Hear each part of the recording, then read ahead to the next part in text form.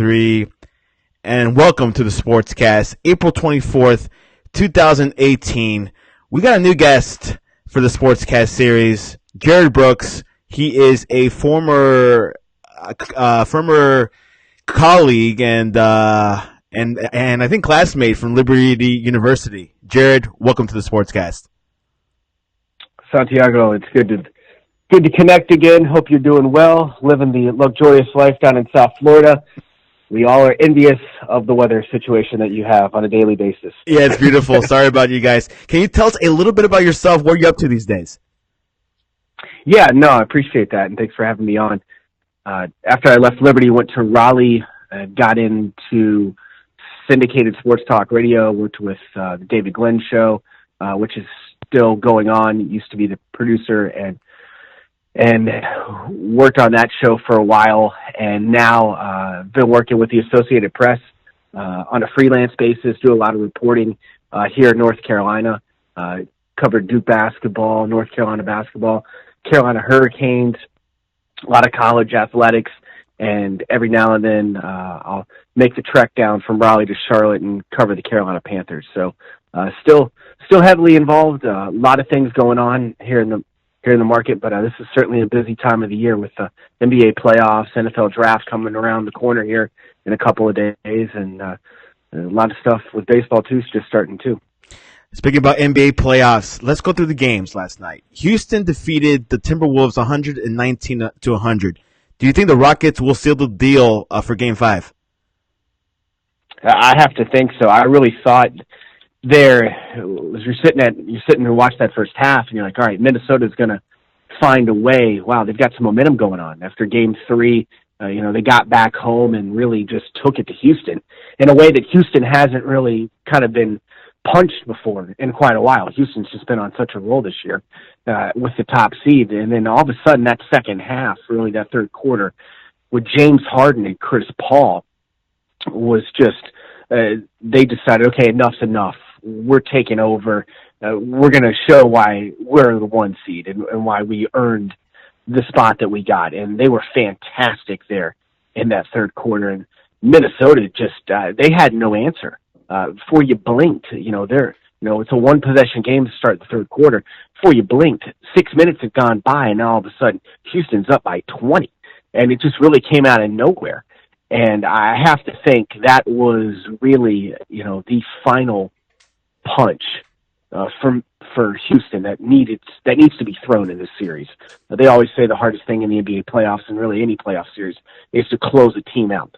But I think the way that Houston responded last night on the road, I would be shocked if Minnesota came back and we saw a Game 6 going back to Minneapolis later this week. I would just be stunned. I think they threw their best punch at him, and mind you, this is with Derrick Rose, who is really played really well off the bench, and Karl Anthony Towns really not able just to compete. They just don't have an answer. Minnesota does for Paul and Harden, and I don't think a lot of teams do. But what you saw last night was a great shot by Houston, and they should easily, I think, be moving on with a win back home in Game 5. I really do think Houston has this series locked up going back to Houston. The next series, OKC versus the Jazz. Here in the Sportscast, we all say the Jazz is the dark horse.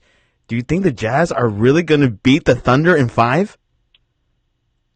Yeah, I do, and it's amazing to kind of see the transformation of Utah. If you remember, you go back a couple months ago, and this team, they had a major shakeup with, Rodney Hood, going to Cleveland. That was a guy that I kind of thought that Utah really couldn't afford to lose, but that's why I'm not a general manager. And, I was really surprised to see that move. I got to see him play a lot here, as he played at Duke, and I was, really liked the inside ability that he provided the Jazz. But give a lot of credit. Boy, has Ricky Rubio really stepped up. A guy who's played a lot of professional ball before he got to the NBA, and really his first opportunity to make some noise in the playoffs. Have they responded or what? But I think the interesting thing is if you look at Oklahoma City and you look at the big three that they have with Carmelo Anthony, who just has not really showed up, Russell Westbrook, who made those comments he did after Game 3 saying he was going to shut it down, and Game 4 wasn't going to be the same way, and with Paul George, it just seems like these guys cannot get on the same page. And I know there's been this, wait and see mentality. Oh, it takes time to build camaraderie. We're now on game number 90. There should be some camaraderie, not game 90, but I think game 86 now. So they should have some camaraderie in terms of knowing what each other is going to do. Talent-wise, they have the talent to be able to get it done. But when you go and you get 11 points from Carmelo Anthony, in a Game 4 setting, and you get 23 points out of Westbrook and 32 out of Paul George, but nobody else really can kind of come through. I think they're done. But I love what the Jazz have been doing. It's a very well balanced team. I mean, if you take a look, obviously the big star has been Donovan Mitchell, 33 points, but Joe Ingles gets you 20, Derek Favors drops 13. They've had a very balanced attack, and I don't know if the Jazz will make it in the next round, but I definitely think they'll handle Oklahoma City. And there's been a lot of talk lately about what you see from Russell Westbrook and why Kevin Durant left. Just another reason of why Durant left, knowing that Westbrook wasn't going to be the guy. And I didn't really like the trade for Carmelo Anthony that the Thunder made because I didn't think that was really what they needed. And I'm beginning to think I don't know if Russell Westbrook's going to really see the Western Conference Finals, much less the NBA Finals, anytime soon, and especially under the current setting that he's in with Anthony and Paul George as his two guys, to the left and to the right of him. Yeah, this was really a test of determination of what this OKC is about, and it's showing that it's not working out. Obviously, a Jazz is a very talented.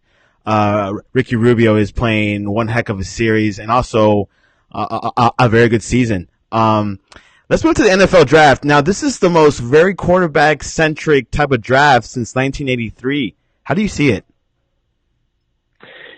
It's so tricky, and I thought you brought up a good point. There's about just being so many quarterbacks that you could take, but I don't know if I'm in love with any of them.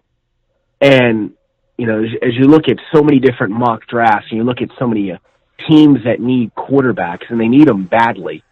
I have never been afraid to say this, but I have been a diehard, lifelong Cleveland Browns fan. And, they're a team that always constantly needs a quarterback. They can't settle on one. They've, got Tyrod Taylor in the off season, but I don't think long term they think that's their guy. It's just kind of a rental year. But, I guess if you're making me have to pick somebody out of the kind of core four, which is Sam Darnold out of USC, Baker Mayfield out of Oklahoma, Josh Allen out of Wyoming, and then Rosen out of UCLA, I would, from what I've seen and what I think Darnold would probably be the guy, but I don't know out of these four if I would rank any of them as surefire guys. How many times have we seen over the last, several, couple of decades where there's always typically been one guy that you could bank on, where there's been two or three quarterbacks taken in the top 10, you had a feeling one of them was going to work. I don't know. I just don't know if I'm in love with any of these guys. I can think of, reasons for why they won't work and maybe some that why they will, but I have a lot more reasons why a lot of these guys won't work than what I think that they will. Do you think the Browns will get Barkley as well? No, I don't think that's going to happen. I think they're going to take Darnold at 1. I think you'll see there's been a slight kind of tipping of the hand by the Giants that maybe, just maybe, they'll go and grab Bradley Chubb out of NC State, who I think is the best player in this draft. I think Chubb is just a freak of an athlete and can get to the quarterback. I think he actually ultimately ends in Cleveland at number 4. I think the Giants will take Barkley, and then I think the wild card is, who do the Jets draft? I mean, you're seeing everything. Even today, there's been some rumbles even that Cleveland could take Baker Mayfield, but the Jets is kind of the wild card of, okay, where does this get interesting? Who do they take? Because if the Jets take, let's say they take Baker Mayfield, who's Denver's guy at number 5? Is that Rosen or is it Allen? And we know that Denver is, they'll look at, John Elway said it last week, they're certainly open to a trade if, somebody brings, enough picks to the table, but Denver needs a quarterback. So who do they like? That's kind of, we don't really know out of these 4 which team is in love with their set guy. So it could be really interesting to see if the Jets take a guy that, was somebody else's guy, then do they trade out? You've got Buffalo that needs a quarterback. There's been a lot of talk that the Bills, who made a couple of trades to get enough ammunition to trade up to Denver at 5, who's their guy? Is it Josh Allen or is it Rosen? So this is going to be a draft that I think we saw last year, where the Bears came out of nowhere and took Mitch Trubisky out of North Carolina. That surprised everybody. I think there's going to be a lot of wheeling and dealing. There's already been some. And I think there's going to be a lot of surprises early. And it won't just be one trade or one surprise.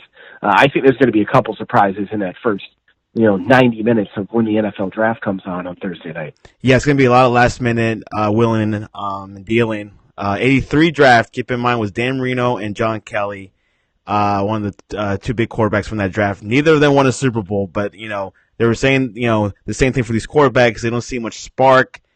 I mean, they're good quarterbacks, but are they championship quarterbacks? But you never know. Only history will tell. NBA picks for tonight. Who you got between the Bucks and Celtics? The series is tied 2-2, and they're playing in Boston. Yeah, I don't know. This is a tough one. It's really hard to take a road team in the NBA when it comes to the playoffs, especially when you start getting down to a game 5, 6, or 7, where it's really tough to win. It's even tougher to win on the road. My guts tell me to take the Celtics, but man, for some reason, I'm just gonna go with the Bucks. I think it's gonna be close. I like what Milwaukee's been doing, and I have a feeling I think they're gonna take this series back with them to Milwaukee with a chance to close it out. And can't believe that I'm telling you that sentence from where we were sitting a couple of months ago. I would have never thought I would have told you that. Yeah, I really do think Bucks could win tonight, and their momentum has shifted. I think they're waking up. Now they're in the playoff groove. So we'll see what happens. Heat and Sixers, 3-1 Philadelphia. Don't get mad. One of my very close friends in the industry from her North Carolina swimming days is Molly Sullivan, the sideline reporter for the Sixers, and she's been feeding me some information throughout the course of the season. I just follow her a lot on Twitter, and she's a fantastic follow. And one of the things that just watching a lot of her stuff that she does is that, man, you can just tell this Sixers team, not by just watching it, but seeing some behind the scenes stuff. Man, are they close? This is a tight knit group. I like all the pieces that they have, and I think they're going to close this one out. The city of Philadelphia will go ballistic. We saw what they did when the Eagles won the Super Bowl a couple months ago. Man, if the Sixers can make it in to the second round and get through a series after all that they've gone through, that city will lose its mind tonight. It won't sleep.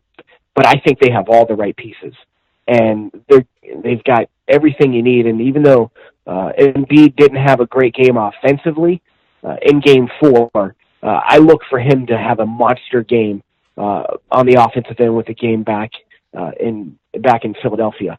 So I think it'll be certainly a game to where they can close it out and should close it out. I give the Heat a lot of credit for getting to this point. They didn't have a ton of pieces to get there, but Philadelphia, I think that they'll win this series tonight, and then I think they'll be on the run And who knows if they'll be playing Indiana or if they'll play Cleveland. But I think Philly, hands down, I never thought I would have said this sentence even a couple months ago either. I think they got a really good shot to make it to the NBA Finals. I agree. I really do agree. And they're on fire. They haven't stopped the streak. Will the Warriors close out the Spurs tonight? Yes. Greg Popovich is not going to coach. Obviously, we know why. He's been dealing with the death of his wife from over the weekend. Golden State's just kind of limping into the playoffs. Curry's not going to be available, it looks like, for at least another series, maybe not even to the Western Conference Finals or maybe even the NBA Finals. But here's my ultimate prediction. I think we're going to see Golden State take on Philadelphia, and I think that will actually be a fun series. I like that. I don't think Houston's going that deep. I mean, they might go to the Western Conference, but they may get stopped by the Jazz. Yeah, I mean, they definitely could. I just don't see. I think you can beat Golden State a game or two. I don't think you can beat Golden State 4 times. I agree, and that's with or without Curry. That's with or without Curry. Without Curry, they still have 3 stars. So, yeah. How can people reach you, Jerod? Legally or illegally? No, I'm just kidding. Legal. You can hit me on Twitter at Give Me the Mic. That's the easiest way. I talk all sorts of stuff from. We're following a lot of things from NBA playoffs, Major League Baseball. We got the Kentucky Derby coming up in a couple of week and a half. First Saturday in May is always fun. So definitely we'll talk some horse racing, and I'll go back and forth. The other thing we're following is the legalization of sports gambling, which is making so much news right now.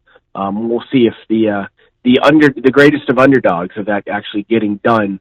We'll see if that actually gets passed and New Jersey wins.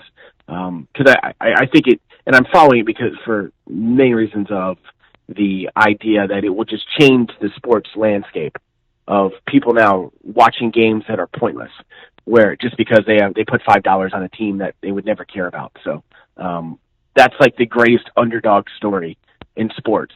If you have been following the timeline for the last couple of decades, but even really the last couple of years. So there you go. Those are some of the fun things we talk about and kind of go back and forth. And by the way, Jamie Hall is viewing this cast.